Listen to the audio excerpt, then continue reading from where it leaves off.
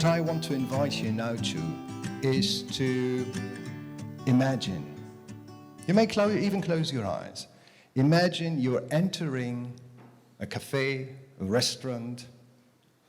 You go through the door, you see, like here, tables, chairs. On the one side, there are the windows where the light comes in, the door in your back. You look around, and you'll find a seat that is speaking to you. You know, and you do not know why. You know this is my seat. This is the place where I want to sit. Because it is promising. It is promising that for the time of my staying in that cafe or restaurant, it will be most conducive to my well-being. We don't have to calculate. We don't have to analyze. We just know the moment we come through the door. Let's recognize that. Second, imagination. At the end of the week, since we were in a cafe or a restaurant or even a pub, you meet with your friend, maybe your best friend, maybe just one of the friends. You sit here, have a drink or coffee or tea, beverage of your choice, and you talk. And you talk about what has happened in the course of the week. All these experiences, or one may say lived experiences, that you share with your friend to resonate, to co-reflect. Am I mad, or are these people bonkers, or what actually happened in the week? How do I make sense out of it? And in the course of the conversation, you make sense. You digest your week, the experiences of the week. And you leave later on well nurtured. You digested it all. And the essence of digesting is it provides you with energy, it provides you with what you need to do the next step. You've been in a safe space, in a safe and nurturing space. And though in that conversation about lived experiences, you were in that exchange of what happened, but also in each exchange of what you said, in the tone, in the way you would choose your words, you're doing more. You're reaffirming the quality of your relationship. It is as much experience-based a conversation as it is relationship-oriented. Up to a degree that sometimes we just have conversations for that matter, just to be in the feeling of the relationship and the affirmation of that. Now think about this quality of a conversation. Was the quality of all the conversations that we have in society, management meetings, research meetings. All the questions that we have are shared, are addressed in that way of co-reflecting lived experiences and grow a shared understanding. And this is what Tamkeen as an organization is all about, to provide that mirror to society, to bring in not just the human side as an add-on, but to really immerse our conversation, the sense-making of our immediate environment, but also professional environment, also all the subsystems in society and society itself, in this kind of a Tamkeen-informed conversation.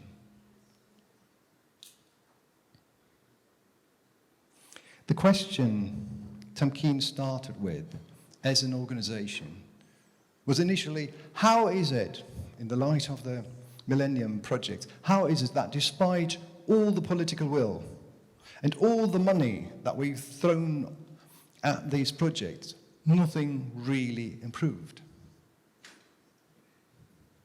And then they started to reflect the question and moved into the inverse. And the question developed from the initial question to the question, how can we co-create the conditions in our societies for human co-flourishing and societal harmony? How can we do that in the mirror of Tamkeen? The mirror of Tamkeen re-evoking that quality of the conversation that I've earlier went to. And they went to the neighborhoods with that mirror of Tamkeen. They went to the schools with that mirror of Tamkeen, bringing nothing, coming with epistemic humility, and just coming with a question, how can we co-create conditions for human co-flourishing and societal harmony in the neighborhood, in the school, in the classroom, amongst the teachers, in the education system? And this is where we are today. Tamkeen started as an initiative of a small group, 2008, 2009, established as a foundation, and then diffused into society along a notion of metamorphic transformation, societal metamorphosis, not project-based, not from A to B,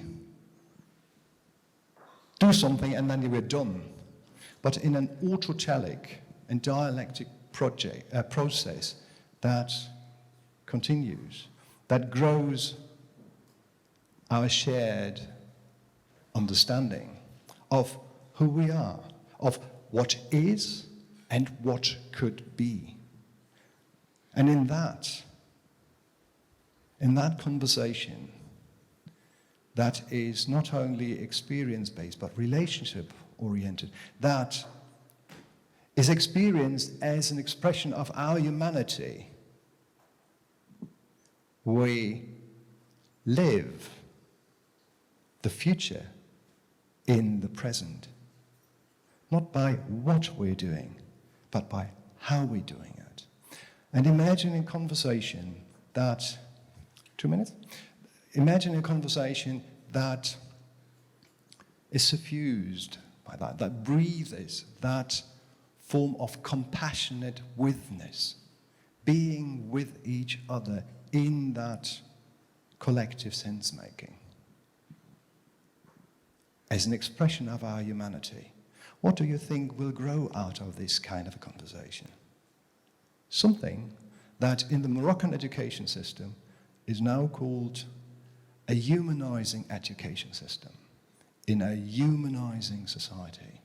We are not humanizing something. We are co-creating the conditions for that to grow from itself, out of itself, into itself. This is Tamkeen, as far as I like to share it for now. And I think I'm landing here. My name is Klein. Two things I'd like to give you as a call for action. One, for the course of the conference or the gathering, be curious. Reach out to somebody who you do not know and ask her or him, how are you? And what question brought you here? And then take it from there. Thank you very much.